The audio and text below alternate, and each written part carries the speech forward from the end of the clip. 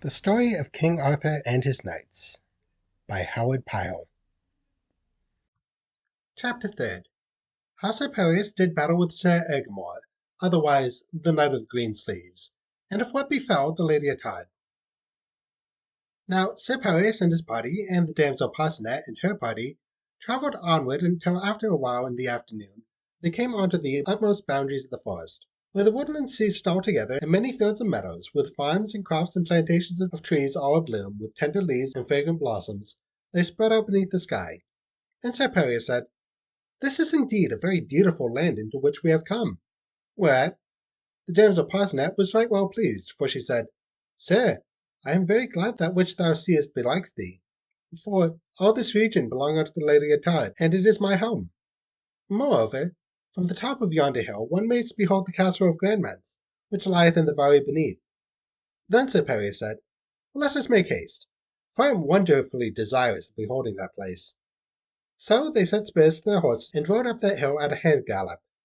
And when they had reached the top thereof, lo, beneath them lay the castle of Grandmans, in such a wise that it was as though upon the palm of a hand. And Sir Pelleas beheld that it was an exceedingly fair castle, built altogether without of red stone, and containing many buildings of red brick within the wall. And behind the walls there lay a little town, and from where they stood they could behold the streets thereof, and the people coming and going upon their businesses. Sir Pelleas, beholding the excellence of that castle, said, "Certes, maiden, yonder is a very fair estate." "Yea," said Parcenet, "we who dwell there do hold it in a very excellent estate." Then Sir Pelleas said to Parcenet, "Maiden, yonder glade of young trees nigh unto the castle appeareth to be a very cheerful spot. Wherefore at that place I and my companions in arms will take up our inn. There, likewise, we will cause to be set up 3 pavilions to shelter us by day and by night.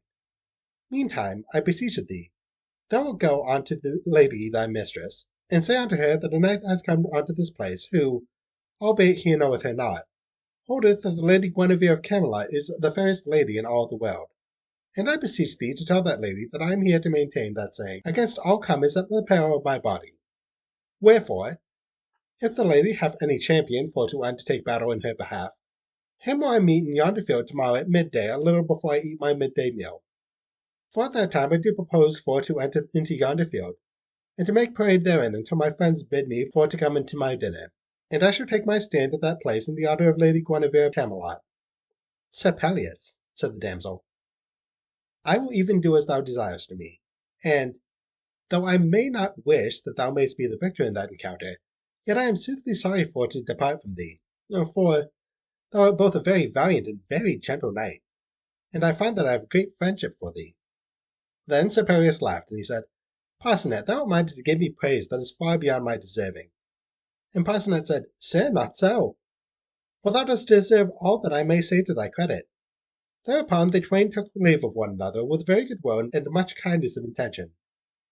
And the maiden and the 3 pages went the one way, and Sir Pelleas and his 2 companions and the several attendants they had brought with them went into the glade of the young trees as Sir Pelleas had ordained. And there they set up 3 pavilions in the shades of the trees, the one pavilion of fair white cloth, the second of green cloth, and the third of scarlet cloth. And over each of the pavilions they had set a banner emblazoned with the device of that knight unto whom the pavilion appertained. Above the white pavilion was the device of Sir Pelleas, to wit, 3 swans displayed on a field argent. Above the red pavilion, which was the pavilion of Sir Brandow, was a red banner emblazoned with his device, to wit, a mauled hand holding in its grasp the hammer. Above the green pavilion, which was that of Sir Medor de la Porte, was a green banner bearing his device, which was that of a carrion crow holding in one hand a white lily flower and in the other a sword. So, when the next day had come, and when midday was nigh at hand, Sir Pelleas went forth into that field before the castle as he promised to do, and he was clad all from head to foot in the red armor which he had taken from the body of Sir Andresac. So, in that armor he presented a very terrible appearance. So he rode up and down before the castle walls for a considerable while crying in a loud voice, "What ho! What ho! Here stands a knight of King Arthur's court, and of his round table, who doth affirm, and is ready to maintain the same with his body, that the Lady Guinevere, King Arthur's Queen of Camelot, is the most beautiful lady in all the world, bearing none whomsoever. Wherefore, if any knight maintaineth otherwise, let him straightway come forth for to defend his opinion with his body. Now, after Sir Pelleas had thus appeared in that meadow, there fell a great commotion within the castle, and many people came on to the walls thereof and gazed down at Sir Pelleas, where he paraded that field. And after a time had passed, the drawbridge of the castle was let fall, and there issued forth a knight, very huge of frame and exceedingly haughty of demeanour. And the knight was clad altogether from head to foot in green armour, and upon either arm he wore a green sleeve, whence he was sometimes entitled the Knight of the Green Sleeves. So that Green Knight rode forward towards Sir Pelleas, and Sir Pelleas rode forward unto the Green Knight. And when they had come together, they gave salute with a great deal of civility and knightly courtesy. Then the Green Knight said unto Sir Pelleas, Sir Knight, wilt thou allow unto me the great favour for to know thy name? Whereunto Sir Pelleas made reply, That I will so. I am Sir Pelleas, a knight of King Arthur's court and of his round table.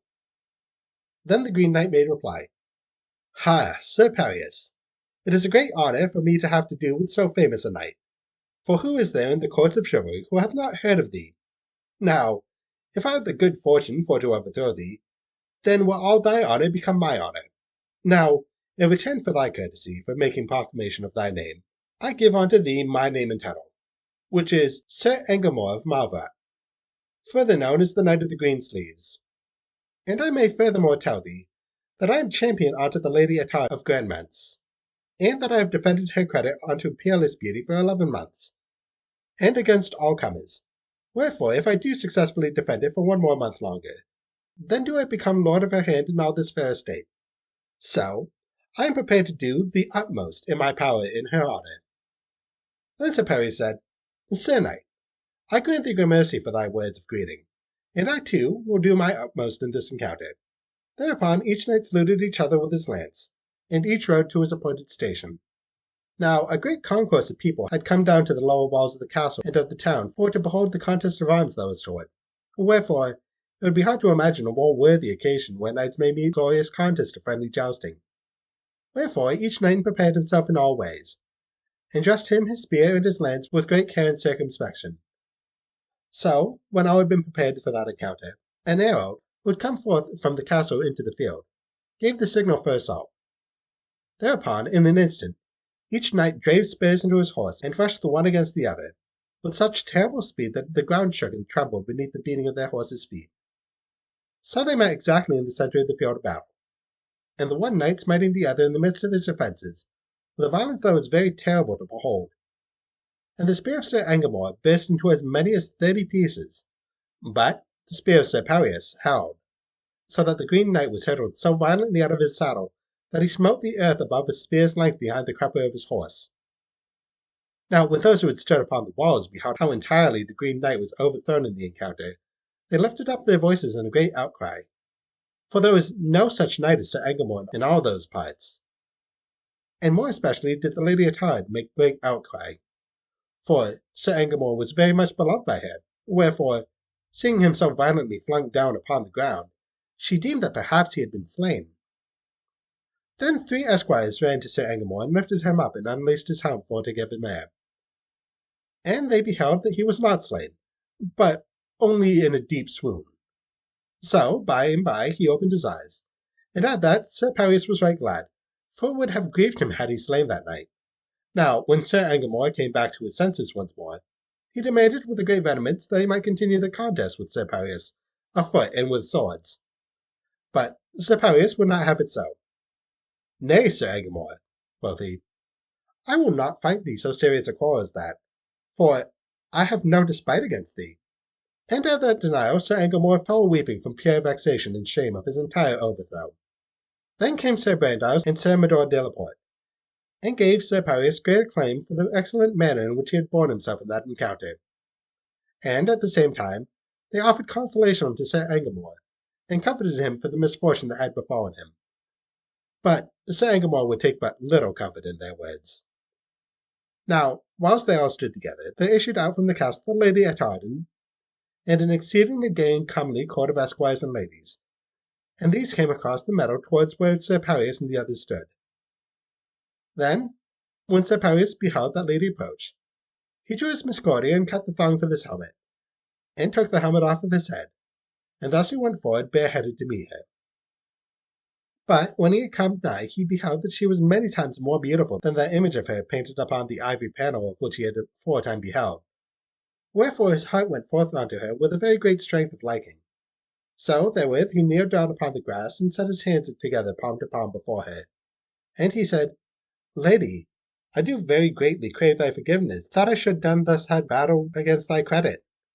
For excepting that I did that endeavour for my queen, I would rather, in another case, have been thy champion than that of any other lady whom I have ever beheld. Now, at that time Sir Paris wore about his neck the collar of emeralds and opal stones and gold, which the Lady of the Lake had given to him. Wherefore, when the Lady Attard looked upon him, the necklace drew her heart unto him with a very great enchantment.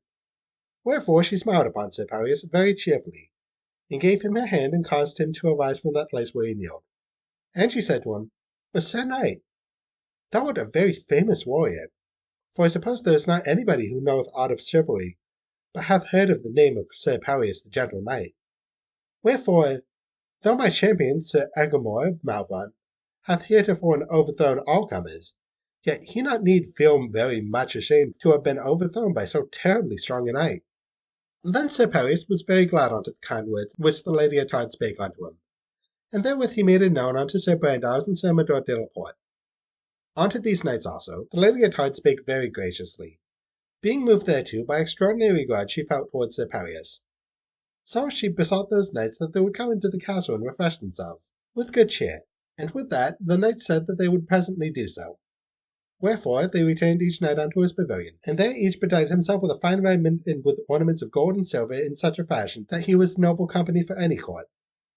Then those 3 knights betook themselves into the castle of Grandments, and when they came thither everybody was astonished at the nobility of their aspect. But Sir Engamore, who had now recovered from his fall, was greatly cast down, for he said to himself, Who am I in the presence of these noble lords? So he stood aside and was very downcast of heart and oppressed in his spirits.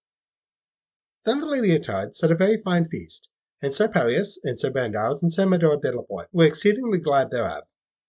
And upon her right hand she placed Sir Paris, and upon her left hand she placed Sir Engamore. And Engamore was still more cast down, for until now he had always sat upon the right hand of the Lady Attard. Now, because Sir Paris wore that wonderful collar which the Lady of the Lake had given unto him, the Lady Attard could not keep her regard from him. So, after they had refreshed themselves and had gone forth into the castle persons, for to walk in the warm sunshine, the lady would have Sir Paris continually walk beside her. And when it came time for those foreign knights to quit the castle, she besought Sir Paris that he would stay a while longer. Now, Sir Paris was very glad to do that, for he was pleased beyond measure with the graciousness and the beauty of Lady Attard.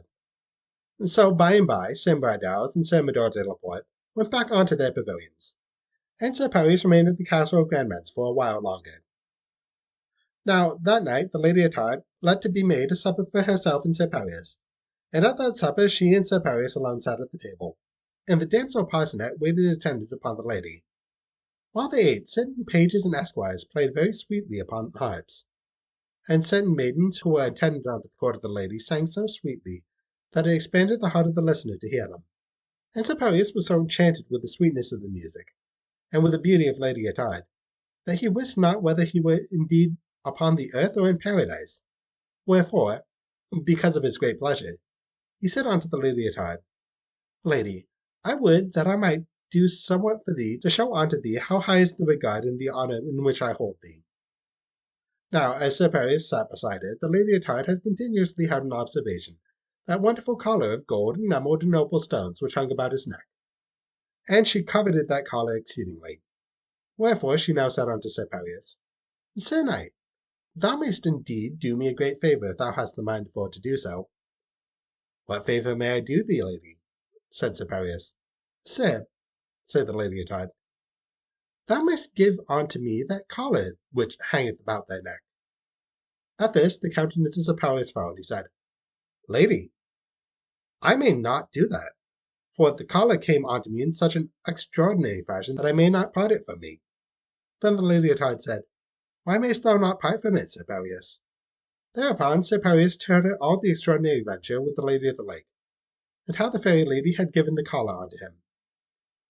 And the Lady Ettard was greatly astonished, and she said, Sir Perius, that is a very wonderful story. Nevertheless, though thou mayst not give that collar unto me, yet thou mayst let me wear it for a little while. For indeed I am charmed by the beauty of that collar beyond all manner of liking. Wherefore I do beseech thee for to let me wear it a little.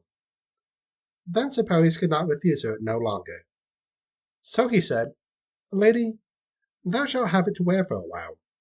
Thereupon he took the collar from off his neck, and he hung it about the neck of the Lady Ettard. Then, after a little time, the virtue of the jewel departed from Sir Perius, and entered into the Lady Ettard.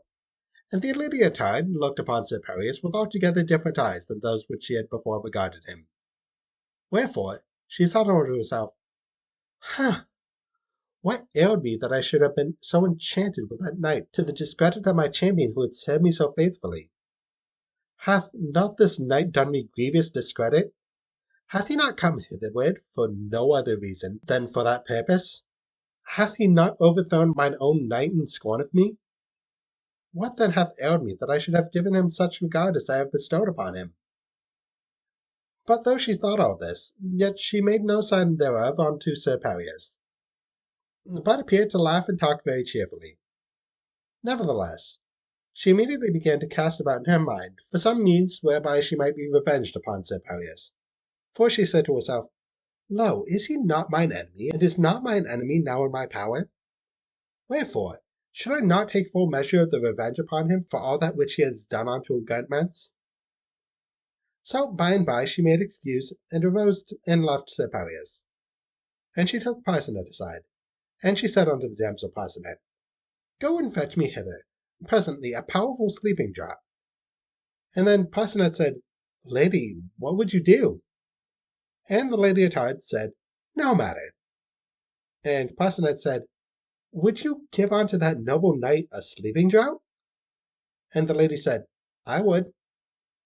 Then Parcenet said, Lady, that would surely be an ill thing to do unto one who sitteth in peace at your table and eateth of your salt.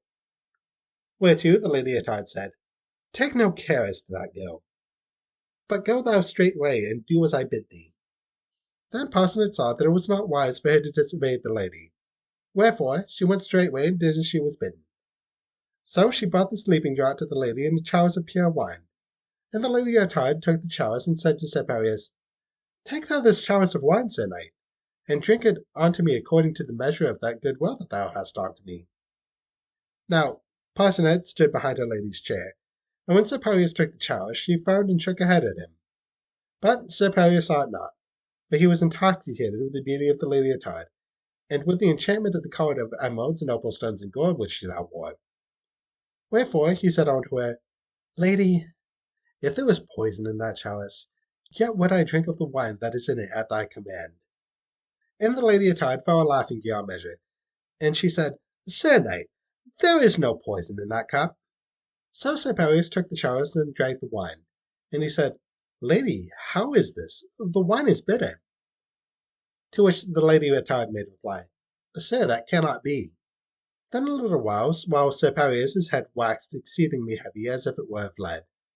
Wherefore he bowed his head upon the table at where he sat. That while the Lady Ettard remained watching him very strangely, and by she said, Sir Knight, dost thou sleep? To the which Sir Perius replied not, for the fumes of the sleeping draught had descended into his brains as he slept. Then the Lady Ettard arose laughing, and she smote her hands together and summoned her attendants. And she said to him, Take this knight away, and convey him into an inner apartment, and when you have brought him thither, strip him of his gay clothes and of his ornaments, so that only his undergarments shall remain unto him. And when ye have done that, lay him upon a pallet and convey him out of the castle and into the meadow beneath the walls, where he overthrew Sir Engamore, so that when the morning shall arise, he shall become a mock and a jest unto all who shall behold him. Thus shall we humiliate him in the same field wherein he overthrew Sir Engamore, and his humiliation shall be greater than the humiliation of Sir Engamore hath been. Now when the damsel Parcenet heard this, she was greatly afflicted, so that she withdrew herself apart and wept for Sir Perius. But the others took Sir Perius and dealt unto him as the Lady Ettard commanded. Now when the morning had come, Sir Perius awoke with the sun shining into his face, and he wist not at all where he was. for his brains were befogged by the sleeping draught which he had taken. So he said unto himself, Am I dreaming, or am I awake? For certes, the last that I remember was that I sat at supper with the Lady Attard. Yet here I am now in an open field, with the sun shining upon me. So he raised himself upon his elbow, and behold, he lay beneath the castle walls nigh to the posted gate. And above him, upon the top of the wall, was a great concourse of people who, when they beheld that he was awake, laughed at him and mocked him. And the Lady Attard also gazed down at him from a window, and he saw that she laughed at him and made herself merry. And lo, he beheld that he lay there clad only in his linen undervestment, and that he was in his bare feet as though he was prepared to sleep at night. So he sat upon the cot, saying to himself, Certainly, this must be some shameful dream that oppresses me. Nor was he at all able to recover from his bewilderment. Now, as he sat thus, the postern gate was opened of a sudden, and the damsel Parcenet came out there. And her face was all bewet with tears, and she bare in her hand a flame-coloured mantle. Straightway she ran to Sir Pelleas, and said, Thou good and gentle knight, take thou this and wrap thyself in it. Upon this, Sir Pelleas wist that this was no dream, but in truth a great shame. Wherefore he was possessed with an extreme agony of shame, so that he fell to trembling, whilst his teeth clattered as though with an ague. Then he said to Parcenet, Maiden, I thank thee. And he could find no more words to say, so he took the mantle and wrapped himself in it. Now, when the people upon the walls beheld what Parcenet had done, they hooted her and reviled her with many words of ill regard. So the maiden ran back again into the castle. But Sir Pelleas arose and went his way toward his pavilion wrapped in that mantle. And as he went he staggered and tottered like a drunken man, for a great burden of shame lay upon him, almost more than he could carry. So, when Sir Pelleas had reached his pavilion, he entered in and threw himself on his face upon his couch, and lay there without saying anything. And by, Sir Brandau and Mador de la Porte heard of that plight into which Sir Pelleas had fallen, and thereupon they hastened to where he lay and made much sorrow over him. Likewise they were exceedingly wroth at the shame that had been put upon him. Wherefore they said, We will get aid from Camelot, and we will burst open yonder castle, and we will fetch the Lady Attard hither to crave pardon for this affront. This will do even if we have to drag her hither by the hair of her head.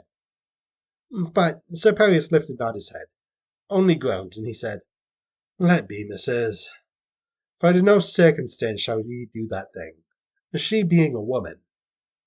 As it is, I would defend her honor even though I died in that defense, for I know not whether I am bewitched or what it is that ails me, but I love her with a very great passion, and I cannot tear my heart away from her. At this, Sir Brandau and Sir Mador de la Porte were greatly astonished. Wherefore they said the one to the other, Sirs, that lady hath laid some powerful spell upon him. Then after a while Sir Pelleas bade them go away and leave him. And they did so, though not with any very good will. So Sir Pelleas lay there for all that day until the afternoon had come. Then he aroused himself and bade his esquire for to bring him his honour. Now when Sir Brandau and Sir Mador de la Porte heard news of this, they went to where he was and said, Sir, what have ye a mind to do? To this Sir Pelleas said, I am going to try to win me onto the Lady Attard's presence. Then they said, What madness is this? I know not, said Sir Pelleas, but meseems if I do not behold the Lady Attard and talk with her, I shall surely die of longing to see her. And they said, Sir, this is madness. Whereunto he replied, I know not whether it is madness, or whether I am caught up in some enchantment. So the esquire fetched unto Sir Pelleas' arm as he had commanded, and he clad Sir Pelleas in it so that he was altogether armed from head to foot. Thereupon, straightway, Sir Pelleas mounted his horse and rode out towards the castle of Grandmance. Now, when the Lady Attard beheld Sir Pelleas again parading the meadow below the castle, she called unto her 6 of her best knights, and she said to them, Behold, messieurs, yonder is that knight who brought so much shame upon us yesterday. Now I bid ye to go forth against him, and to punish him as he deserveth. So the 6 knights went and armed themselves, and when they had done so, they straightway rode forth against Sir Pelleas. Now when Sir Pelleas beheld these approach, his heart overflowed with a fury, and he shouted in a great voice and drave forward against them. And for a while they withstood him, But he was not to be withstood, but fought with a surpassing fury. Wherefore they presently brake from before him and fled. So he pursued them with a great fury about that field, and smote 4 of them down from their horses. And when there were but 2 of these knights remaining, Sir Paris all of a sudden ceased to fight, and he cried out unto those 2 knights, Messieurs, I surrender myself unto ye. Now, at that those 2 knights were greatly astonished, for they were entirely filled with the fear of his strength, and wist not why he should yield to them. Nevertheless, they came and laid hands upon him, and took him towards the castle. Upon this Sir Paris said unto himself, Now they will bring me unto the Lady Ettard, and I shall have speech with her. For it was for this that he had suffered himself to be taken by those 2 knights. But it was not as Sir Paris willed it, for when they had brought him close unto the castle, the Lady Ettard called unto them from a window in the wall, and she said, What do you with that knight? They said, We bring him to you, lady. Upon this she cried out vehemently, Bring him not to me, but take him and tie his hands behind his back, and tie his feet beneath his horse's belly, and send him back unto his companions. Then Sir Paris lifted his eyes unto that window, and he cried out in a great passion of despair, Lady, it was unto thee who I surrendered, and not unto those unworthy knights. But the Lady Ettard cried out all the more vehemently, Drive him hence, for I do hate the sight of him. So those 2 knights did as the Lady Ettard said. They took Sir Paris and bound him hand and foot upon his horse, and when they had done so, they allowed his horse for to bear him back again unto his companions in that wise. Now when Sir Brandours and Sir Mador de la Porte beheld how Sir Paris came unto them, with his hands bound behind his back, and with his feet tied beneath his horse's belly, they were altogether filled with grief and despair. So they loosened those cords from about his hands and feet, and they cried out upon Sir Paris, Sir Knight, Sir Knight, art thou not ashamed to permit such infamy as this? And Sir Paris shook and trembled as though with an ague, and he cried in great despair, I care not what happens unto me. They say, Not unto thyself, Sir Knight, but what shame dost thou bring unto King Arthur and his Round Table? Unto this Sir Paris cried aloud, with a great and terrible voice, I care not for them either.